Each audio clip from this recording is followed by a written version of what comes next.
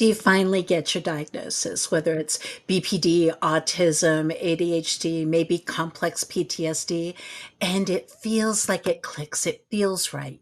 You feel seen, you feel understood. There's a name for all the stuff that's been going on for years.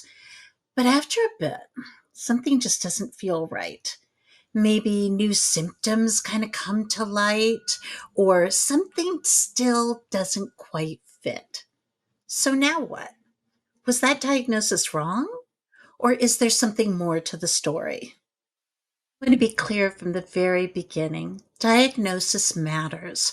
For many people, it can feel like oxygen. It can take years, sometimes decades, to hear a mental health professional say to you, "You are not imagining this, and here's the name for it." It gives you language, it connects you with others who get it. It can open the door to therapy, the right form of treatment. It can open the door to support and accommodations. So, no, this is not an anti diagnosis video.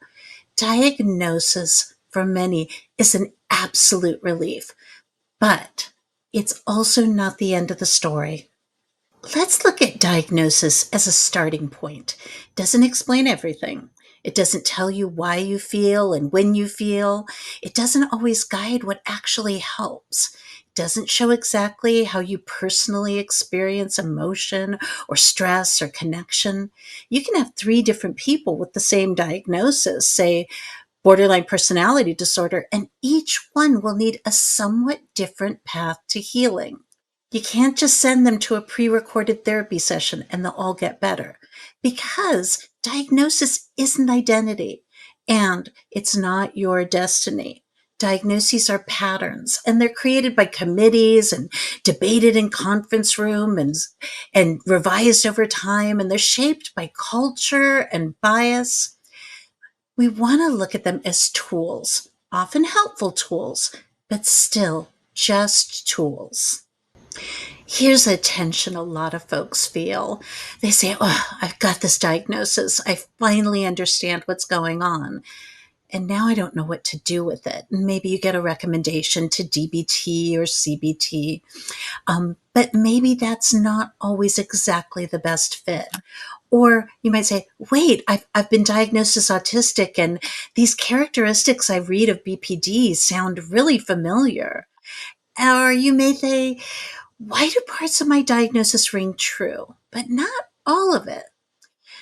Or, "I'm so glad to have a name for this thing, but I don't want to be boxed in by it." This isn't just confusion. Really think of it as a developmental step. It's what happens when you move from diagnosis to integration.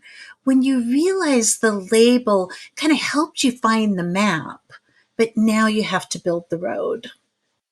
So, what's next? What do you do after you get this diagnosis? And I want to encourage you to look at where the mental health field is evolving. Now, these things take time. It will trickle down over years and years and years. But in general, we're starting to move from categories. You have this diagnosis, get this treatment, to processes. So instead of asking, "Do I have BPD?" Well, then you go to DBT. You try, "How do I experience emotion? What patterns keep me stuck?" And that in itself helps you be able to use a treatment more effectively and in a more personalized way. And for example, instead of only asking, "Well, am I autistic?" you can also ask, "What kind of sensory or social experiences tend to overwhelm me and why?" And that helps you create your treatment plan to figure out how to work with these things so you can better achieve your goals. Not to change yourself, not to mask, not to absolutely have to fit into a box, but what's getting in my way? And how do I adapt with it, work with it? As therapists, we're learning to ask better questions, to look past just what are you, what do you have, what are your symptoms, into what's your nervous system trying to tell you, what supports you, and what shuts you down.